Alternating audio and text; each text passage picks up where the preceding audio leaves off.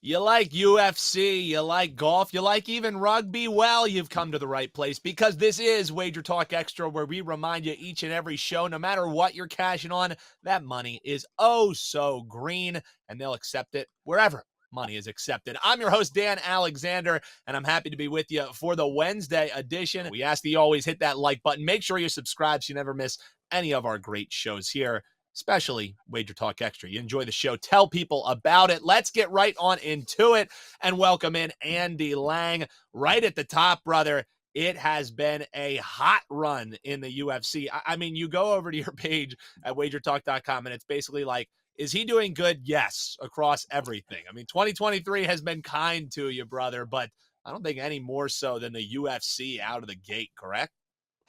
Yeah, UFC and MMA in general have just been fantastic. We're hitting our big plays. We've just hit two 5% plays in a row. And I was really happy. I put in a lot of work with the PFL Contender Series, and it was a pretty insane parlay. We had a PFL play with two Bellator plays and a UFC play. So we had a 4-fight parlay across three organizations.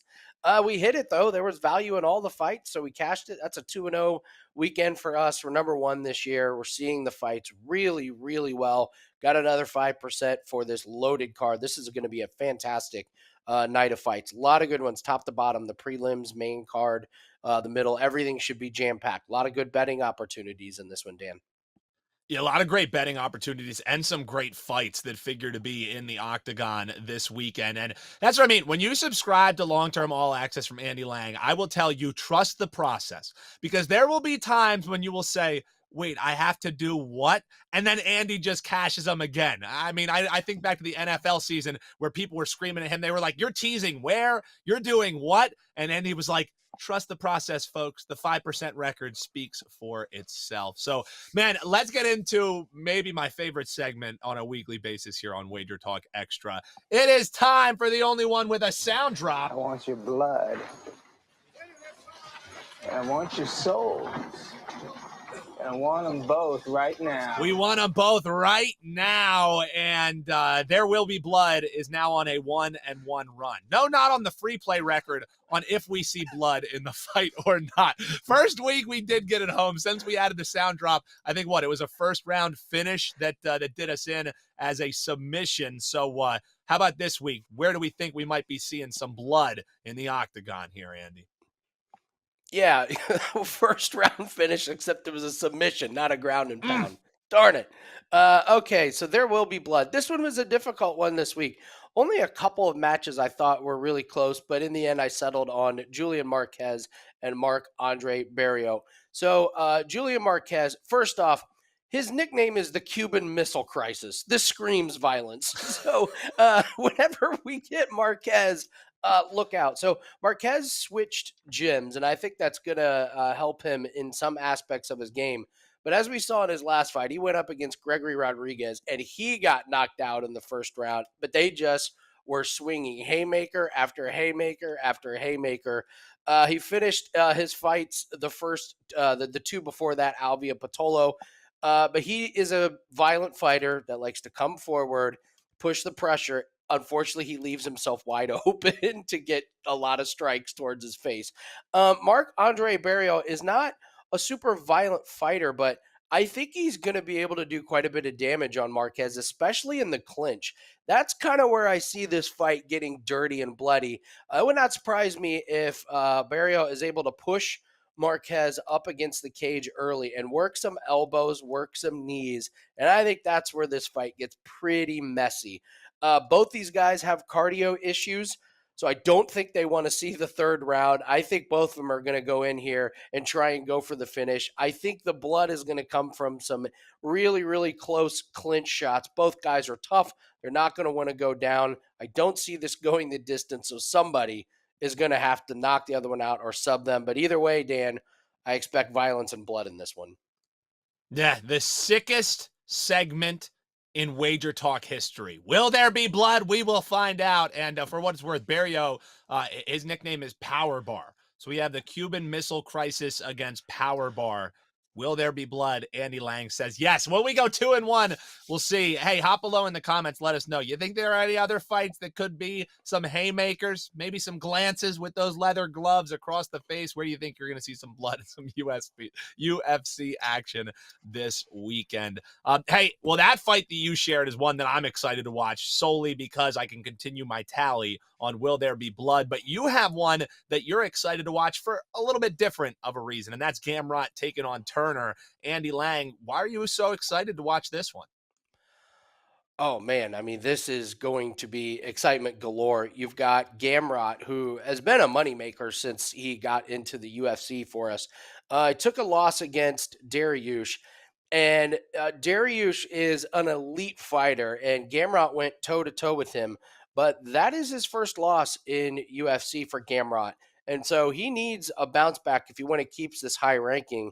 And he is getting Jalin Turner, who is on an absolute tear. He has finished his last 4 fights, 3 by submission, 1 by KO. Neither of them saw the third round.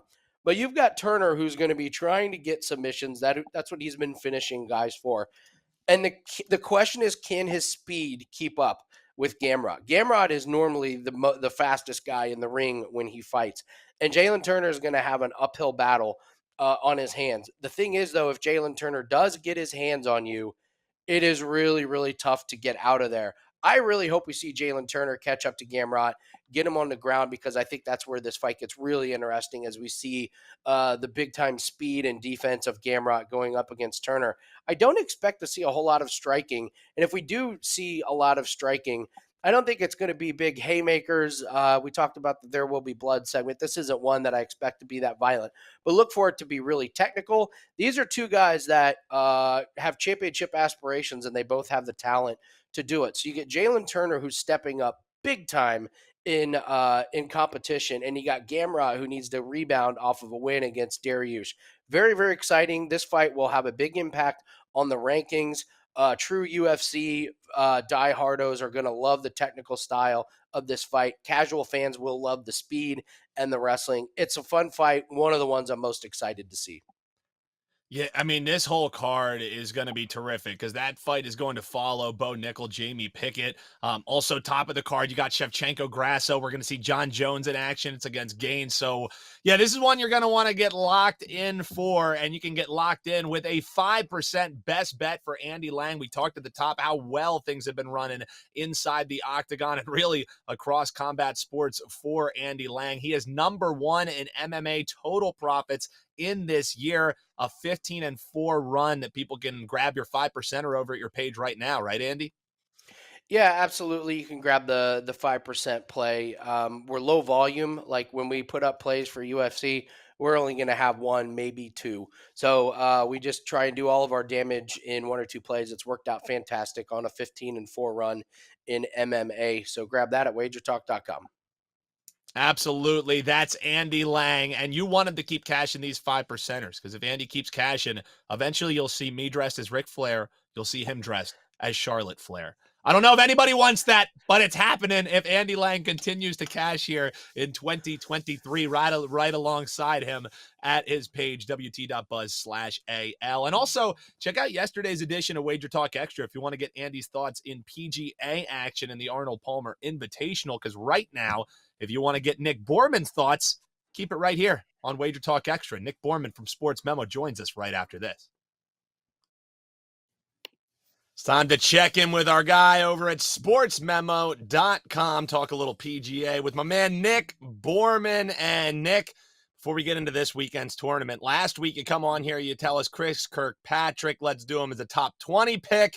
And man, we should have got a little bit more bold. He wins outright. So, hey, we still get the plus money home on the top 20 pick, but darn it, we could have had some even nicer payouts. So I'm sure you're kicking yourself heading into this week.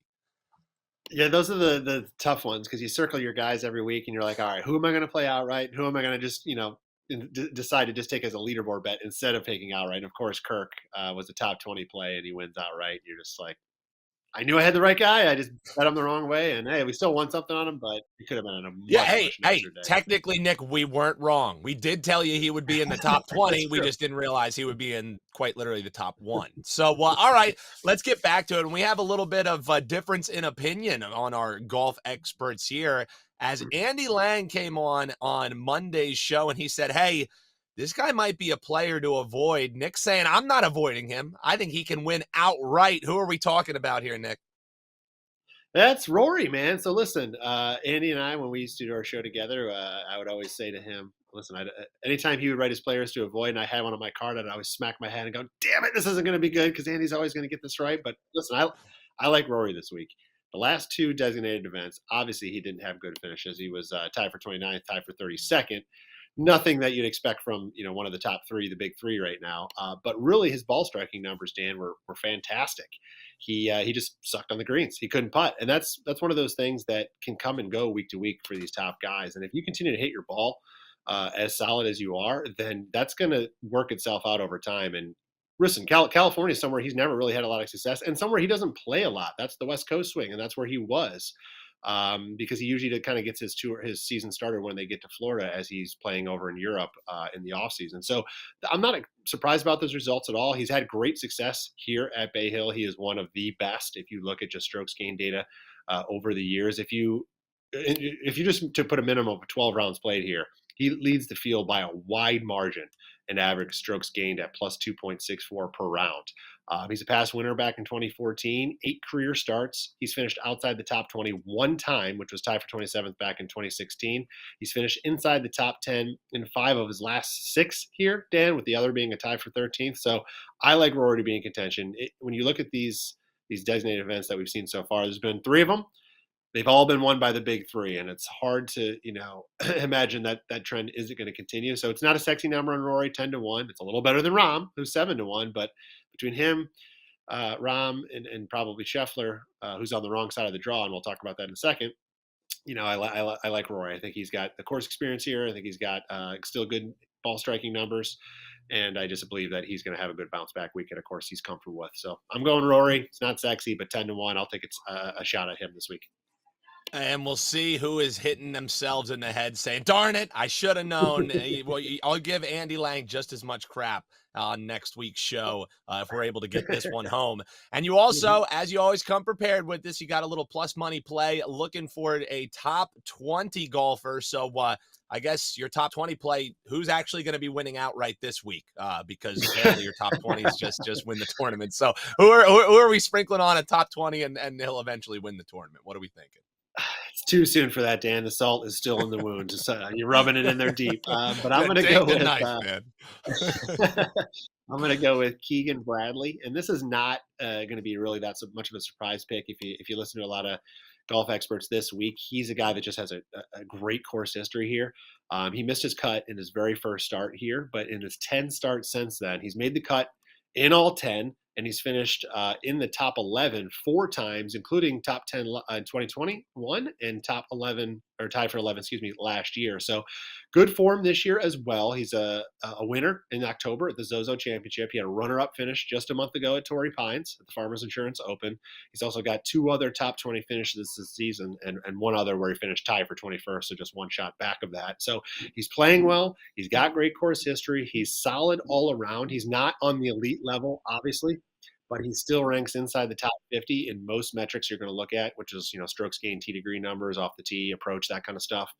And with difficult conditions on tap this week, he ranks 30th in bogey avoidance, which this is going to play very much U.S. Open style. It always is tough, but when you add in the wind, this course can be very, very difficult, and you'll see winning scores in the single digits. So I expect it to be tough. Keegan has proven he can play that way on tough tracks, and he's got a lot going for him. So +2, you can get anywhere from the worst I've seen is like +220, but +220 up to +260 is a pretty good price to get on Keegan to be somewhere in that first or second page of leaderboard come Sunday, Dan. So we got that plus 280 play. So, hey, at plus money, even if he does end up even further up the leaderboard, we won't be kicking ourselves for a top 10, a top 5, plus 280 on top 20. I like it a little less risky. Keegan Bradley is where we're looking. And Nick, the 5% plays in golf have been terrific this year, 3-1. And we're hoping to make it 4-1 because I believe you have another one up, and that's all included. Everybody can get all your picks for just $29, right? Yes, that is correct. 5% plays have been good this year. We got one loaded for this week.